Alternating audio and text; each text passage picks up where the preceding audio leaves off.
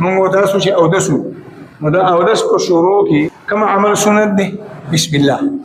بعض علما خو دا وایي چې بسم الله ویل واجب دي، بعض علما دا وایي چې بسم الله دې نه ویل اودس دې سره نه کیږي، او جمهور اکثر اهل علم وایي چې بسم الله دې ونوي چې دا اودس خو دې اوسه، لیکن په دغه اودس چې کوم اجر او ثواب ملاويږي دا غي نه محروم شو.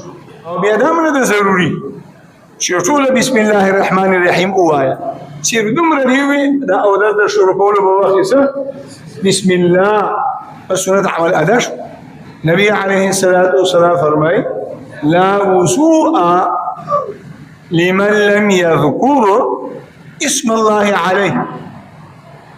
دا هغه اودس کوونکی اودس نه دی چا چې دا اودس په شروع کې بسم الله ونوي. او بل حدیث کې راځي من توضأ اودس شروع وذكر اسم الله عليه او بسم الله في اوي تطهر جسده كله.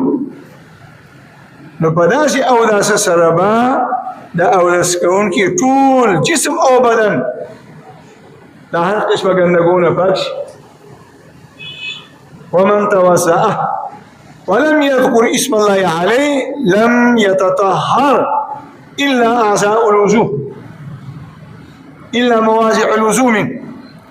او كم اودس کوونکی چې اودس شروع او بسم الله په اونوي اودس کې چې کوم اندامونه وینځي دا خو به پاک شي، نور بدن او نور اندامونه به نه پاکي.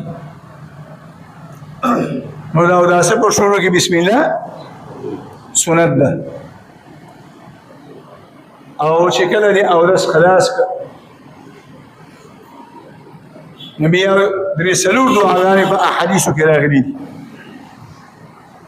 یو کلمه شهادت اشهد ان لا اله الا الله وحده لا شريك له واشهد ان محمدا عبده ورسوله.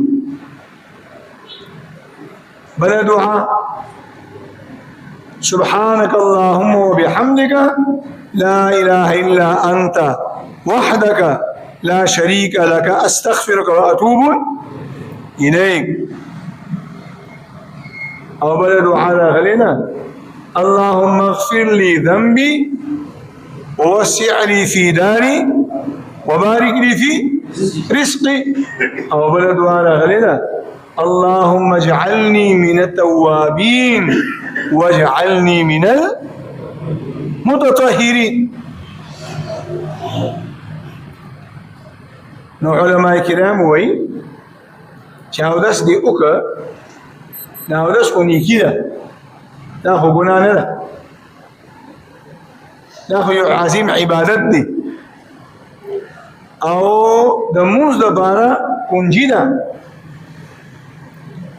نو بیا د اودس نه وروستو د دې دعا څه حکمت دی اللهم اغفر لي ذنبي اے زما رب زما ګناه وبخه.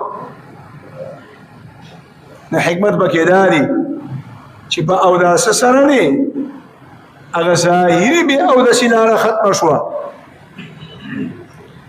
او لکه څنګه د اودس په ذریعې سره دی هغه ظاهري به اودس پاکه شوه ختمه شوه.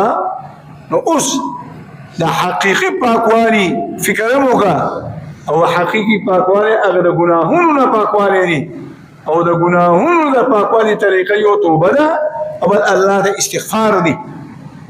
اللهم اغفر لي ذنبي او دا رنګي اللهم اجعلني من التوابين واجعلني من المتطهرين.